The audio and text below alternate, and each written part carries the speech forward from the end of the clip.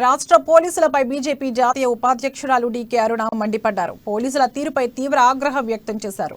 పోలీసులను ముందు పెట్టి బీఆర్ఎస్ నేతలు డ్రామాలాడుతున్నారని, బీఆర్ఎస్ నేతలు చేతకాని దద్దమ్మలని ఎద్దేవా చేశారు. పోలీసులు బీఆర్ఎస్ కు జీతగాళ్లలా వ్యవహరిస్తున్నారని మండిపడ్డారు. పోలీసులకు జీతాలు ఇచ్చేది కేసీఆర్ కాదని, ప్రజల కోసం పనిచేయాలని సూచించారు.